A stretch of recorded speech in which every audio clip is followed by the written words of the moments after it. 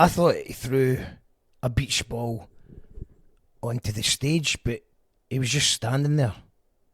And then that happens. Oh shit. This is the news on You Call That Radio. So I've been asked by a Patreon for my thoughts on Shirley Manson and the beach ball incident.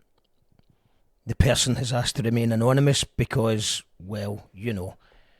So cheers, mystery Patreon. As long as you're alright.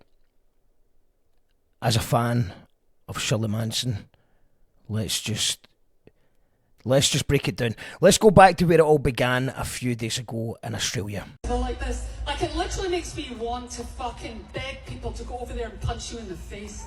Oh, you're getting rid of the balloon now? Yeah, you big fucking dudes. Wow, oh my god, you're so cool. It's just so fucking outrageously cool, I can't get over it. Wow. It's disrespectful, and musicians have had enough. And we're fed up of not getting fucking paid properly, and fed up of having to play for douchebags like you. You're a fucking middle-aged man in a fucking ridiculous hat, and you're a fucking fuckface. And I literally want to fucking ask people to punch you in the fucking face. But you know what? I'm a lady, so I won't. But if truly... Violence is not the answer, I would love to send my Shirley. crew over to fucking mess you up, but you know what? I won't, because I pity you, because you're a small man with a small dick. Good night, angel face. So my first thoughts were, it's a bit over the top, especially since I found out that the guy didn't throw a beach ball. I thought he threw the beach ball, but he was just standing there with a beach ball. But touring will drive you mad. And sometimes on stage, you get into character and say things you don't really mean. It's nothing that an apology couldn't fix. She didn't apologise. Not yet, anyway. She doubled down with a tweet. It seems that beach balls genuinely do really piss her off, and she finds it disrespectful. I don't know if she's just doing a bit, if she's got shares in Big Beach Ball to sell beach balls. I don't know. It feels like I'm missing something. I've enjoyed many a show. Flaming Lips, Colin Mustard, even Metallica have beach balls. And most festivals you go to, you'll see beach balls in the crowd, and I can't find the link between beach balls and Spotify. I don't find it. An insult to the music community. But I feel like we're missing something here. So, shout outs to Blunt Magazine. They actually spoke to the beach ball guy.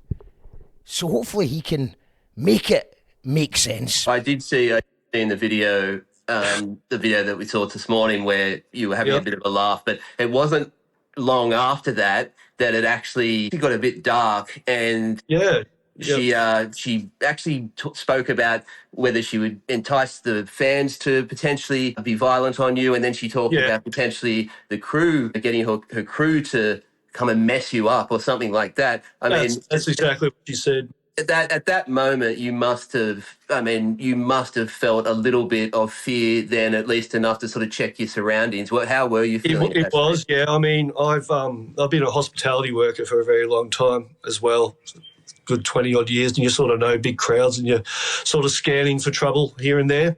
But when it happened, the first initial second attack in a way was shock a little bit, and I felt hurt that one of my artists that I've loved for over 25, 30 years, seen numerous times, had just said that to me and singled me out and made me feel very small and a bit afraid, especially I don't know how big a crew out that wanted to come and mess me up, or the other part of this violence part that was scary was she trying to turn the crowd onto me. Was someone going to just blindside punch me? Yeah, that's not good. It's not good. The guy is called Gig Pig. He's been going to garbage shows for over 30 years. After all of this, he asked the sound engineer for the set list as a souvenir. And then he went home and listened to a rare garbage demo CD. So he's a big fan, and he also said that he didn't want anyone to orchestrate a hate campaign, and he was still a fan. So he's definitely taking the higher ground. He seems like a likeable guy. He loves his music, and he was just seemed genuinely shocked. But he did say if anyone wants to maybe write Gig Pig on the back of a beach ball for the next gig. So we just like for the Good Things Festival tours over various cities in Australia. I think Tool play it. I think Weezer play it. So yeah, there's more to come. Had to be another gig, and Shirley Manson does address it once more as the crowd throw some beach balls in the air. Very impressive, and not only are they impressive, but they are very, very big. So the only thing that kind of shocks me a little is that there's been more fuss made about me offending beach balls than there has about 20,000 Palestinian kids. I would just like to remind you all what actually is important in this life. And maybe a beach ball brings you joy, and for that I apologise. If I upset you about your blessed beach balls, I humbly apologise. Interestingly, you might have heard that the Daily Mail cut the bit out where she was talking about the genocide of innocent Palestinian civilians, and she does make a good point in that. She has used her platform to speak for the people of Palestine. She has used her platform to speak out against Spotify and streaming culture in general. And she's right, there is more important things going on in the world. I also seen a clip of her sticking the finger up at the paparazzi at the airport, which is fine. Why you're in the middle of travelling, you've had a bad week and you're tired in an airport and you've got some tabloid guy wanting to speak to you, that's fine to stick the finger up at them as well. So in conclusion, I think she was in the wrong.